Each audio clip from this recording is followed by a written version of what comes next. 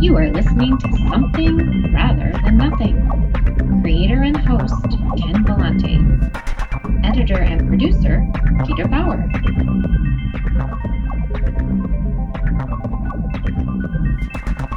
This is Ken Vellante with Something Rather Than Nothing podcast. And this episode, we have Holly Campbell, who's based in Corvallis, Oregon, nearby to me. And she's just a fantastic artist. And I've encountered her illustrations and her work in acrylic. And she does a lot of work in art. And Holly, just wanted to welcome you to the podcast.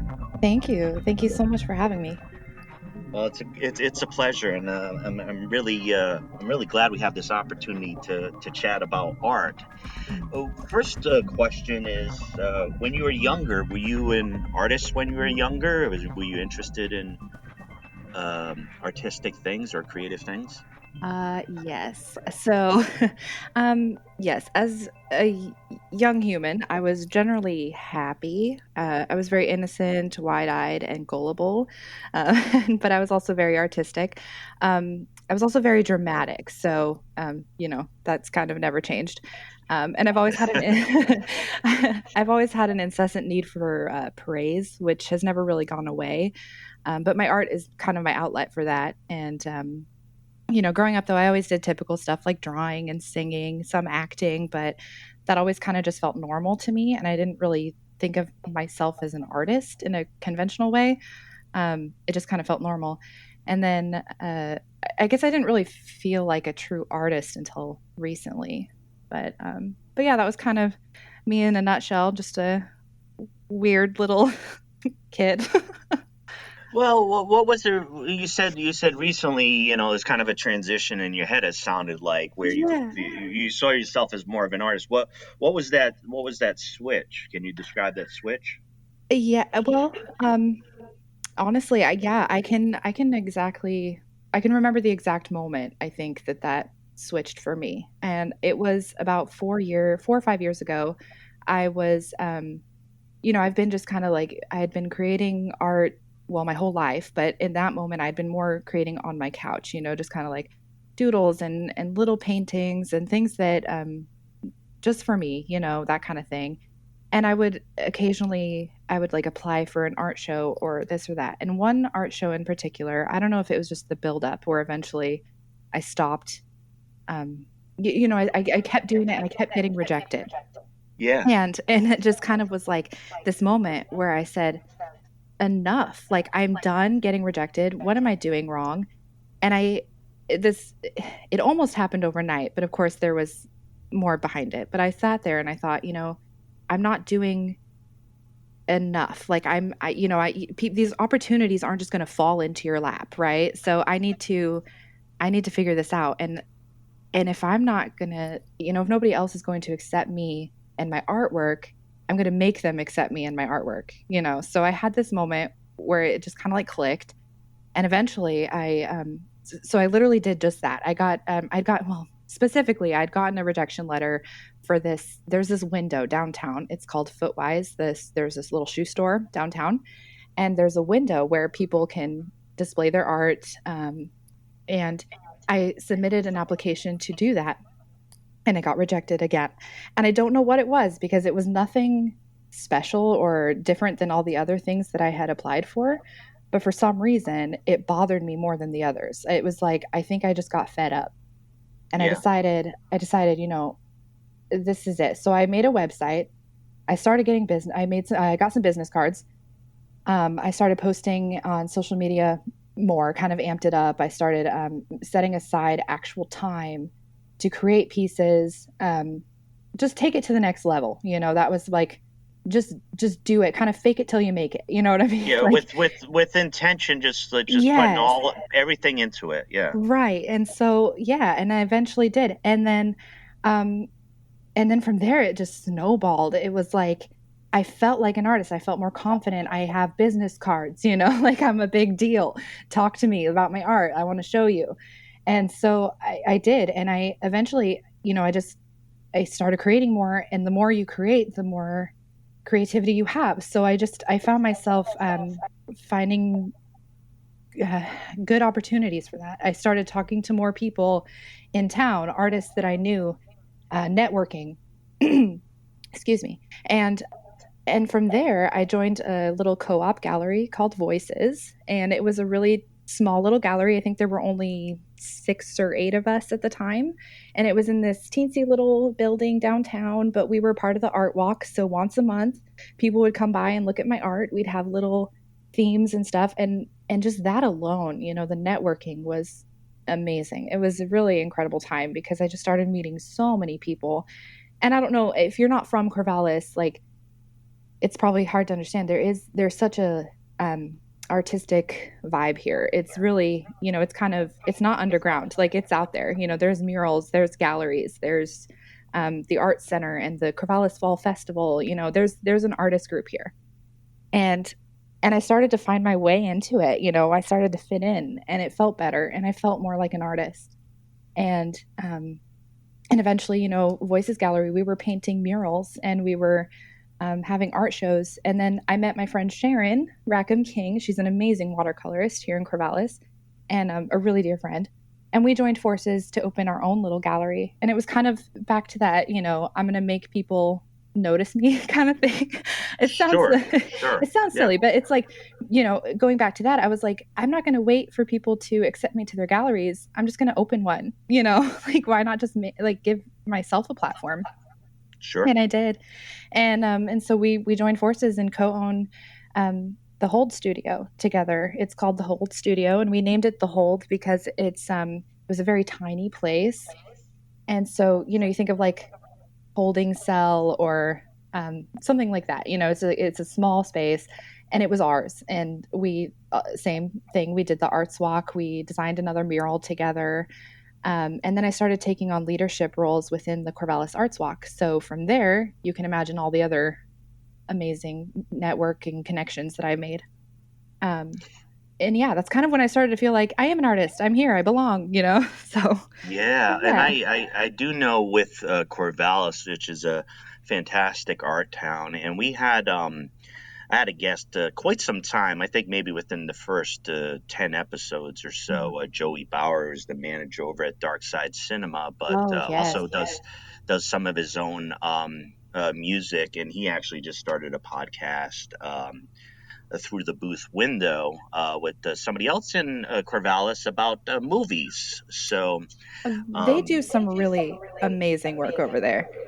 The Dark Side is one of my favorite little places. If anyone's new to town, I'm like, let's go check out the Dark Side because you won't regret it. It's a very cool place.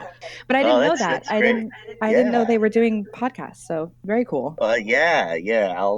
And so that's a little plug for Joey Bauer. There you go. It's a great program. Tell me, I have a question that I've developed on my own, and just like seeing you work, and something I've been thinking about overall. And I know your journey and seeing yourself as an artist and working on that, and that's something for you to develop as far as the identity that you're creating. Now, I think I saw that you had mentioned that you were. Do you view yourself as self-taught? Is that correct? Yes, I do. Okay, and on that, I've often wondered. I started painting acrylic about 3 years ago, self-taught, never taken an art class, and don't even remember doing art in any level of school. And it's been a lot of years, but I just don't remember it being prominent or something that I did. How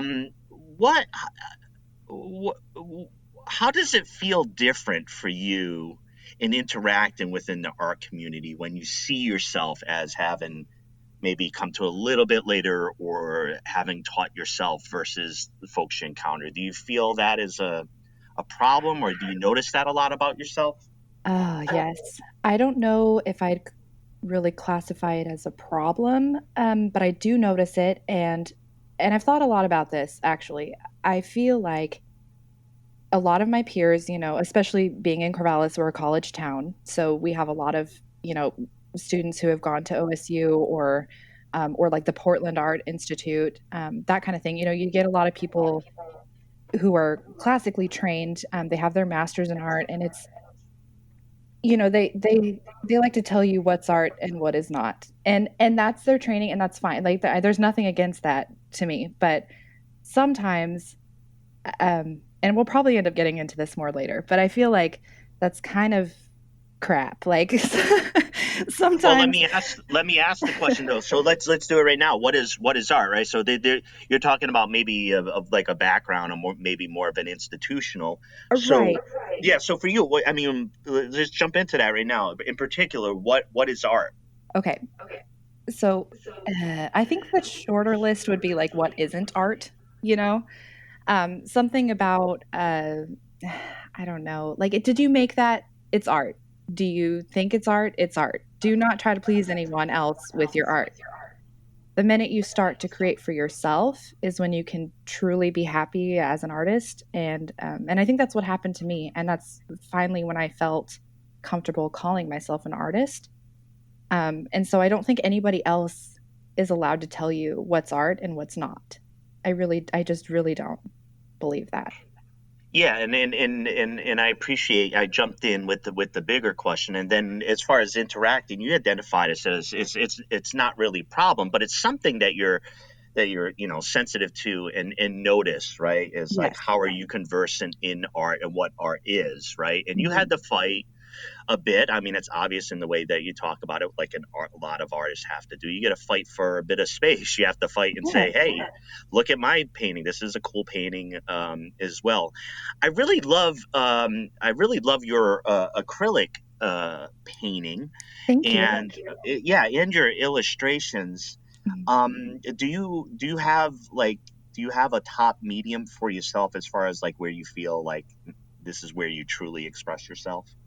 Yeah, I think acrylic is the one for me. But of course, I dabble in everything from acrylic to ink to watercolor. Lately, I've done some new things with digital, which is totally new to me, but I'm learning, and that's been really fun too. So, yeah. Well, that's great to hear. I love acrylic painting, and that's how I Mhm. started. And I like what I like to do. It's very, for me, it feels like a very populist and accessible type of medium for Absolutely. when it Mhm. comes to art. I do enjoy that. All right. What do you think is the role, Holly, of art right now? And I know you've been subject, like all of us, everybody in this country and in the world, to like the current conditions, pandemic. Mhm. What is the role of art? Is art helping us? What should art's role be in social disruption? Talking about nowadays, late 2020. eh, What do you think the role of art is, and has it changed since, say, the end of 2019? Mm. Well, I just think about social media. You know, we're constantly consuming media and art, specifically, or at least I am. I mean, I have a very curated feed, as I like to say. You know, I'm constantly um, following new artists and keeping up with things in that way. Instagram mainly. But Yeah, thanks me to too. the Yeah. yeah, so thanks to the internet, there's just been like this fascinating shift from being uninformed to extremely informed. We have all this information that we could possibly need right at our fingertips, and I think that art is great at, or artists themselves really are great at putting work and the issues in front of us. And then it's kind of our job, or speaking about myself, it's my job to do the work.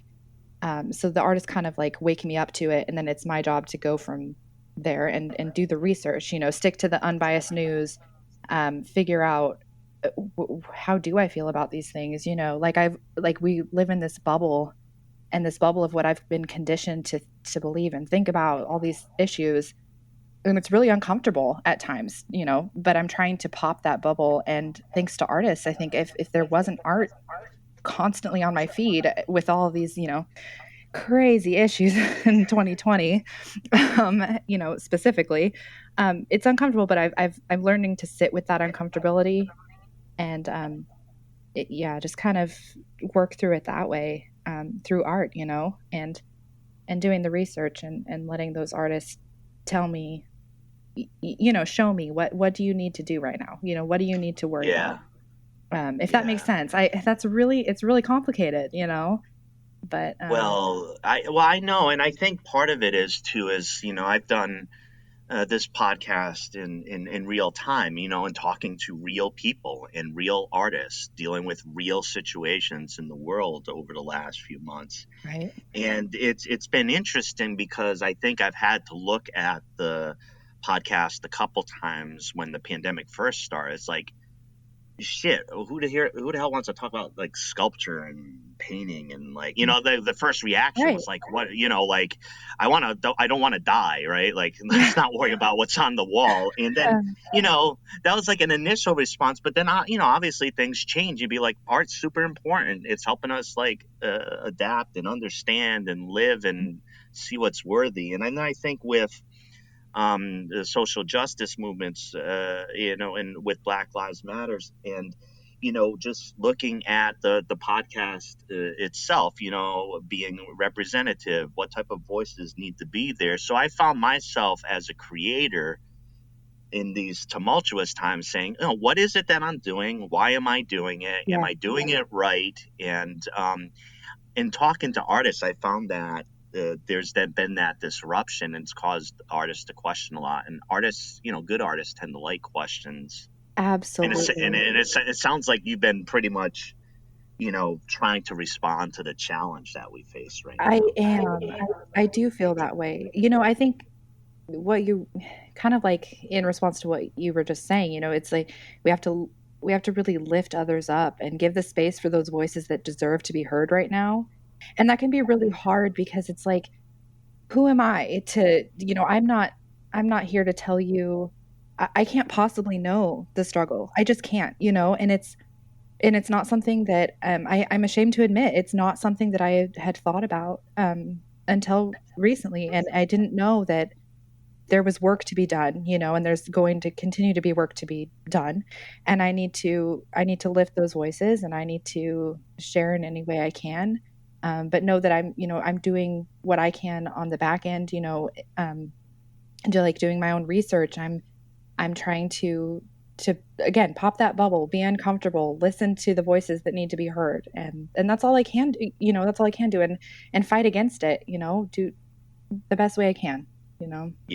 Yeah, I appreciate that. I have another question, and if you listen to the podcast over time, I'm a huge comic book fan, and so I zero in on origin stories. That's always like really big for me. But Sure. So Holly, what or who made you who you are? Well, I definitely have to give my grandparents a lot of credit. We spent a lot of time at their house, and I felt like that was kind of where a lot of my creativity stemmed from. There was always a lot of music, a lot of theater. My grandpa, I don't remember if I've mentioned him yet at this part of the podcast, but he was great. He was big into he did like off-Broadway shows. He did really amazing work with music and acting. And he always kind of, he'd have us posted up in the living room. We'd be, singing on the piano and teach me how to do that stuff. And at the time I didn't think anything of it. I was just like, this is normal. Everybody does this. But then eventually it was like, oh, okay, I'm actually, this is like an artistic thing, and this is part of who I am, and kind of fostered that creativity is my point. And then eventually through all of that, I started a job at a real estate office when I was 16, and I'm still there actually. But in that time, I met this amazing woman named Sue, and she was about 20 years older than me. And we had a really great friendship. She was also an artist, and she had this, she was also childless by choice and that kind of thing. And I remember this moment out of high school where I was at this very impressionable time in my life, and Sue was there, and she would always, I'd go to her house, and I thought to myself, wow, I always thought you had to like leave high school, go to college, get a job, start a family, get married, start a family, that whole thing, the very conventional way. And I Sure. never felt like that was my destiny. And so seeing her with this like amazing artistic ability and just, I didn't think that that was, I don't know. I guess I didn't think that that was really how adults could be. Like I thought you had to have this 9 to 5, Yeah, I don't sure. know. And so to see this woman who was so happy, just her and her partner making music, making art, and I'd walk into her house and I was like, you have your art everywhere and you can do this and you don't have to do the conventional, you know, college degree and this and that. Like you can just do, if that's what makes you happy, like you can just do that. You can And live a different way. yeah. And it was kind of like it was an epiphany. And then from there, she since passed on, which was just a sad day. That was just the worst. And because she was the one who would just kind of foster that creativity in me and she would show me things that I just wasn't familiar with. I mean, imagine being just out of high school, you're totally aimless, right? Like you don't Well, really know what you're particularly doing. as a young woman too, as Yes, far as yeah, like absolutely.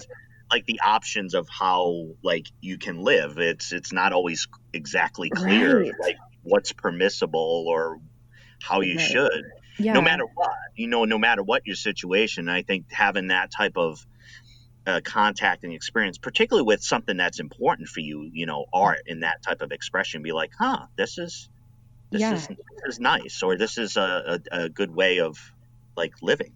Yeah. It seemed comfortable, and it seemed exciting. It just, this is something, there's another option. You don't have to go do what everybody has told you to do your whole life, like yeah, I don't know. I didn't go to college. I thought, oh my God, I'm not going to college. I'm never going to amount to anything. But at that exact time in my life when I, would have been going off to college instead, I was like, no, you can just be an artist and you can just live and you can just like make pretty things and inspire people and be inspired instead. And that's not to say like, don't go to college. Like if you want to do that, I'm not at all telling anybody to do it, do what makes your heart soar. That's not, and for me, that was art. And Well, I think our roles a lot of times can be socially compelled, and that yes. pressure can be heavily felt. And I think that's what Hmm. you're speaking to as far as the options of maybe including art in your life, being an artist, and living a different way. And I think Oregon tends to be a pretty good state in a lot of areas for that, with some of its kind of artistic community and like live and let live aspects, Yes. of its individualism that I particularly uh, enjoy. I got another big question, just as far as like I try to focus at times like on the act of creation, and I've seen a lot of the art that you make, and you create a lot of things. Do you ever step back and ask why it is that you create fundamentally, like why that happens? Do you feel it's a choice for yourself? No, I don't think it's a choice. I feel like it's something I have to do. Like, because again, the more creativity that you use, the more you have. And simply put, it just makes me happy. It's like breathing. It's my identity. It's mine. And at the end of the day, it's all I have. I think it's important to mention that I don't create for anyone but myself. And once I learned to do that, I found true happiness as an artist. And kind of what we were just talking about, creativity doesn't have to be your job. In fact, I don't have a day job. I mean, I have a day job. Excuse me. I don't have to. My art is not my job. Art is my release. But that's not to say that artists can't make it their day job or their business, of course. And then, I used to think that I had to suffer to be an artist. Like growing up, I was conditioned to believe that it was a requirement to be like this angsty and dark and tortured artist, and then I could only produce real art at that time. But that's ridiculous. I don't know what it was, but I woke up one day and I just realized like that is a crock of horse shit. If that's your Yeah. jam, then like please by all means like stay angsty and use that inspiration if you need to, but know that you can create things from a happy perspective too. Like I thought I had to paint dark emotional pieces, stuff you would only see in like museums that like cause spectators and critics to mull about and say, wow, she's truly an artist because like she's sad and tortured. I got stuck in that cycle, and like the inspiration would always leave me, and it would leave me for weeks and even months at a time, because I thought that everything had to like have a purpose and it had to evoke pain and suffering. But honestly, like some of my most popular work is the product of just making something because I felt like it. And again, like it's just a prime example of creating work for myself. If I have to create, if I have to work to create something that I think people will like, I'll never create anything of value, because the truth of the matter is that I cannot please everyone. It is just simply impossible. So instead, I'll just please myself, and that has taken me further than any of that angsty stuff. So, Yeah.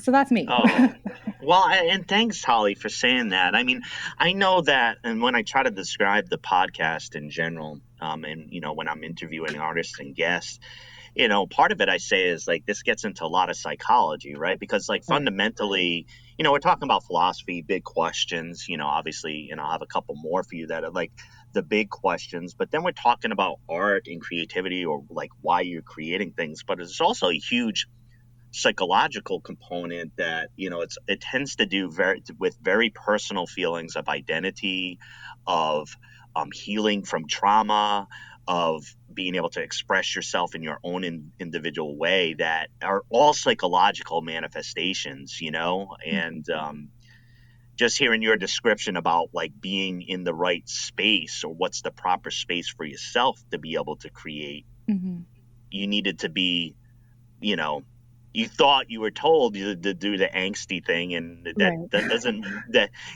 we all feel that way sometimes, but it might not be the main driver of our creativity. So Absolutely. Holly, I got a big question for you. I think you know about it. Why is there something rather than nothing? Yes. So I've listened to a few episodes. I knew this was coming. And honestly, I don't know why. Like, I really don't. But how fortunate are we that there is something rather than nothing, right? Like, the only thing I can, when I think about this question, there's just like one thing that comes to mind. And a few years ago, I was introduced to the book Big Magic by Liz Gilbert. I've heard of it. Yes, she's the author who wrote Eat, Pray, Love. But Big Magic is nothing like that. This is turned into, it's like my Bible. It changed my life, and I think that sounds so silly, but it did. Well, tell us about it. Tell us about the book. Yeah. So this book is just kind of, I don't like using the phrase self-help when I'm talking about this book, because it's not what it is. It's about kind of tapping into your own creativity and asking yourself, like, do you have the courage to bring forth the work, and whether you're an artist, a writer, a poet, whatever. And that's kind of what it's about. And actually, if you'd like, I can just read the back excerpt of this book, because oh yeah, absolutely. This kind of answers the something rather than nothing for me personally. Sure. And it's creativity is sacred, and it is not sacred. What we make matters enormously, and it does not matter at all. We toil alone, and we are accompanied by spirits. We are terrified, and we are brave. Art is a crushing chore and a wonderful privilege. The work wants to be made, and it wants to be made through you. And I think that is so powerful. It's like, it drives me, because it's, and she talks in this book about ideas and how they kind of float through people from person to person. Sure. There's a really interesting part of the book itself where she talks about this idea she had for a book, and it was a nonfiction book based on some true events down in, I think, South America. I'd have to double check, but anyway, she put all of this effort into writing this book, and then she abandoned it. She didn't finish. She let it go, and then with all the hopes to come back to it. That was the goal, but she never did. And then a few years later, she meets this other author who, I guess they hit it off. They were instant friends, but this gal ended up writing the same book. She wrote the book down to just exact details. It really bizarre, right? Yeah. So and so with that in mind, you think about why is there something rather than nothing? It's like these things are here because they need, almost like they need a host, and you are Like the a host. manifestation. It's like a Yeah. manifestation of it, right? Right. And anyway, and I think about that, because that's true in things that I do too as an artist. Like when you look back and you think about that Footwise window, right? The one that I talked about in the beginning where I didn't get accepted and I was so upset, right? And Yeah. I was like, nope, I'm going to change it up. I'm going to do this instead. Let that go, move on. And I did. And then eventually, through the galleries that I was a part of and the Corvallis Arts Walk, I ended up curating 3 separate shows for that window. So I became the curator. And so it's like, if you think about these things in that way of, ideas moving from person to person and, do you get what I'm saying? Like it's hard to Well, explain. well, absolutely, and I think it's kind of the fundamental question. And I think you're getting right at it too, because I think that the dynamic that tends to be in the background of this conversation is like things manifest themselves. Like there's these energies, and I think you can look at it as like an idea of it going through the artist and being manifest at the same time. Like the conditions are there. An analogy would be like, I think about it in the sense of science, where you have the same discovery made in disparate places on the Right. planet, but it's about at the same time, and it comes from like the conditions, like this discovery is ready to be made amongst humans, and it shows Yeah. up like in a couple places at the same time. I've always been fascinated by that dynamic, and I think that's part in the background of what you're getting to, the question of vessel and that energy, that type of thing. Yeah, and I think, and this is just my story, but I think anyone can do this if they want to. Like, you don't have to wait around and depend on others to give you these opportunities. Like, you are here right now and you can do anything you want to. Like, if you put in that work, just do it and watch how you evolve. Watch what the universe is like going to do for you. You just do it. Yeah, It well, can be thank you. so And simple. no, and sometimes it might be ultimately simple, and that's maybe the Mhm. beauty of it, and the explanation. Sometimes the simplest one, is the right one. Mhm. Yeah, I'm totally interested in checking out that Oh, you book. I'll should. certainly, yeah, I'll certainly do that. It sounds great. Uh, One of the things here at the end, I wanted to ask you to let listeners know like how to connect to each and every kind of piece of art that you share, like where to find you, where to find the pieces, and so part of this is for the intimacy of the listeners to kind of come in contact with you. Can you help guide folks along? Sure, of course. So really, I mean, Instagram, that's number one. I'm constantly on Instagram. I update that more than anything. I also and on Instagram you can find me at Holly Campbell Art, and it's Campbell like the soup.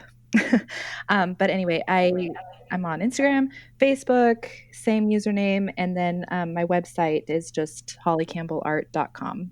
So, Oh, that's that's fantastic. And well, it's been great that, in the sense of too with Corvallis. I wanted to mention when we were talking about the podcast before, it's Caitlin Stowe and Joey Bauer, and through the booth window.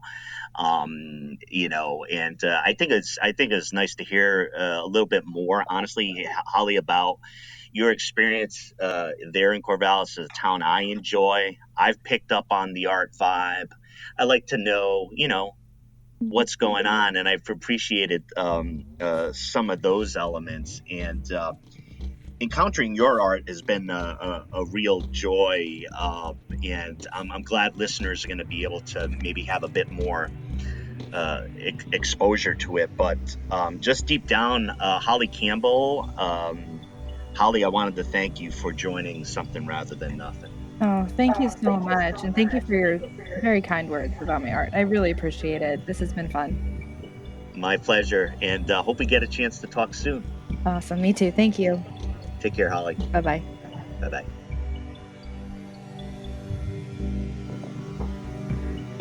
You are listening to Something rather than nothing.